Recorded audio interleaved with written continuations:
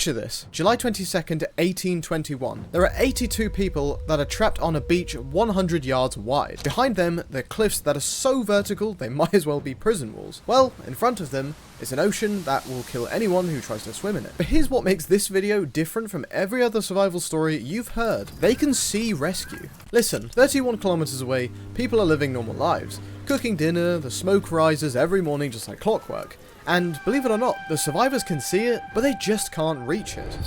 This is Inaccessible Island. No, the name isn't poetry or anything else. It's a warning that ships ignored for decades. And here's the number that actually changes everything. 19 miles, or 30 kilometers. That's how far you'd have to row in a makeshift boat through some of the most violent ocean on Earth to reach the island you can see from your beach. Well, 6 men did try this, and their names are written in a ship's log from 1822. Well, you might be asking what has happened to them. Well, I can tell you that what happened to them has never actually been solved before. But everyone left behind had to live with a question that's actually worse than death. Should we try? Or should we just wait? This is Inaccessible Island. It's wanted, baby.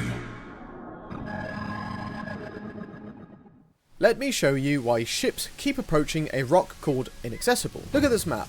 As you can see from the actual geometry of Inaccessible Island, yeah, pretty inaccessible like the name implies.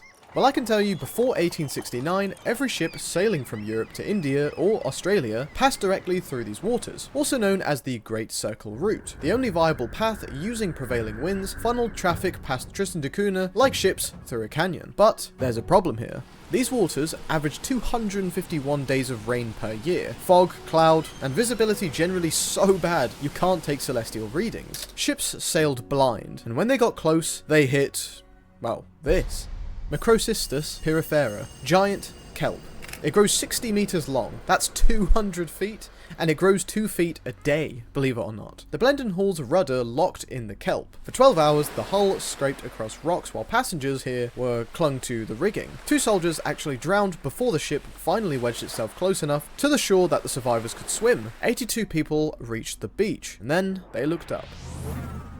Here is what they found. No harbour, no shelter, a stream of drinkable water fouled by thousands of seabirds. And every night, smoke rising from Tristan da Cunha, the ship's captain, Alexander Gregg, immediately tried to organise rescue boats. But his crew, 60 men, who outnumbered passengers 3-1, refused orders the moment they stepped on land. Well, you might be asking me why? Well, because they found the ship's liquor casks. And I'm not kidding. Within 2 weeks, the survivors here fractured into 3 hostile groups, like it was the Hunger Games or something. Crew versus passengers, men versus women, and everyone in general building their own escape boat instead of working together. Alexander Gregg's 18-year-old son kept a diary, and he wrote this: "I must acknowledge that to me it was always incomprehensible what could induce such a feeling of hostility to exist. One would have imagined that in our extreme exigency, with starvation almost inevitable, the common dictates of humanity would have been sufficient. But in the end, it wasn't starvation that actually broke them, it was the choice. Because every single day, they could see Tristan da Cunha, 30 kilometers of churning ocean, survivable distance for a good boat. But they didn't actually have the boat that they needed. They didn't have a good boat that would be able to take them back to Tristan da Cunha, so in the end, they actually waited, and overall, the waiting destroyed them.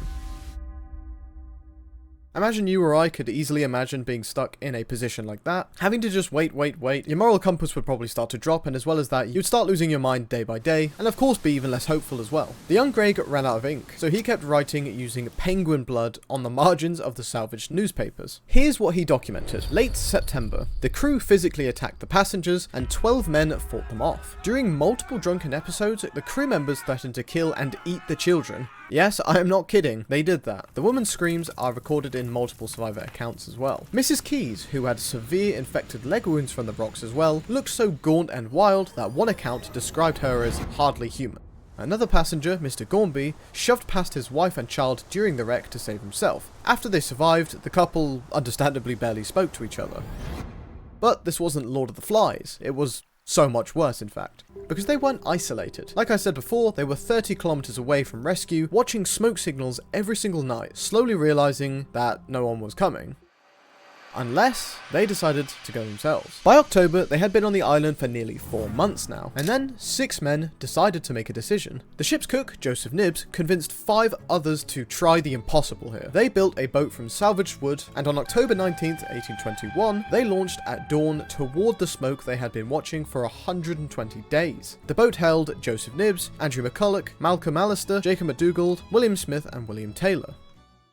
15 days later, a second group tried the same crossing. Well, believe it or not, they made it. They actually made it. They reached Tristan da Cunha. And as soon as they got there, they organised rescue boats to go back for the others. And on November 8th, Governor William Glass arrived to save everyone still alive. But the first 6... Lloyd's List, 1822. 6 others who left the island in a boat on the 19th of October for Tristan da Cunha have not since been heard of. The crossing was survivable, but the second group proved it. So what happened to the first 6 people who tried? Well, honestly, I wish I had an answer for you, because as of now, no one knows. But everyone left that beach had to live with it, because here is the psychological trap. The vanished 6 here had tried and, well, of course, disappeared. The second group waited 15 more days and ended up living to tell the tale. But which decision was correct? Should you try to row 30 kilometers through violent ocean to reach the rescue you can see, or should you wait for rescue that might possibly never come? Honestly, it's not an easy decision for anyone to make. And well, 50 years later, 2 German brothers decided to test themselves against Inaccessible Island. Gustav and Frederick Stoltenhoff arrived in November 1871 with a business plan. Harvest seal pelt, get rich, leave. They almost had no supplies. They didn't know how to catch seals, and on top of it, they forgot to bring rope as well. Almost seems like a joke, but in 2 years they killed 19 seals, which is not a lot. But here's what's fascinating about this. The ships kept passing, and every few months a vessel would anchor offshore and offer to take them home. The brothers, time and time again, just kept refusing, and again and again and again, and just continued to stay on the island. Frederick's diary, preserved by author Eric Rosenthal, documents their progressive psychological breakdown. At first, they had a concrete goal, which we know was hunt seals, make money. But then as the months passed, the goal became something else. Rosenthal described it as testing themselves for the sheer sake of it. Even after losing their boat, running out of ammunition, rationing food to near starvation levels, and also watching ships sail past every few months. But they kept refusing, as I said. But unlike the Blendenhall survivors here, the Stoltenhoffs had chosen to be there. They could see rescue, and well, they could reach at any time. And that made leaving feel like a failure to the brothers. Frederick's diary describes their first attempt to hunt penguins. Quote, "The penguins are coming ashore," Gustav shrieked with delight. "If only we can get at them." Whether through their weakness or the superior instinct of their prey, they failed to kill a single bird. Instead, they found themselves pecked and once or twice even knocked over.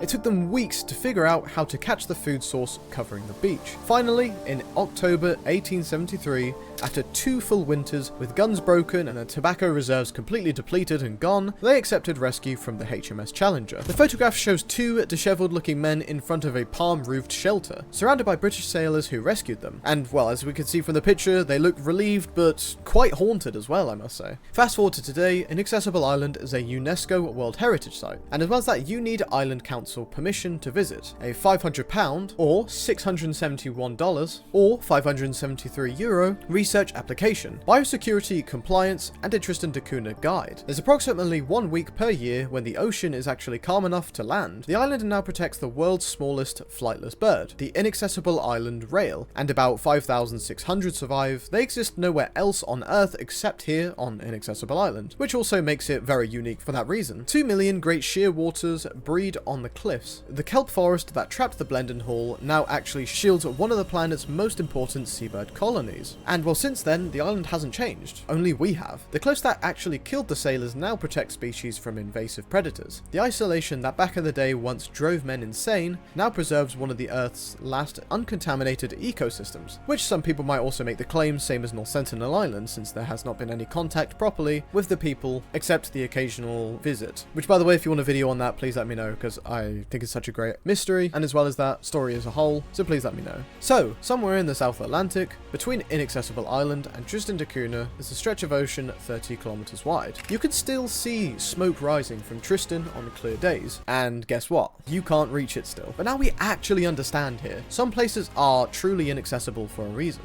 Thank you for watching.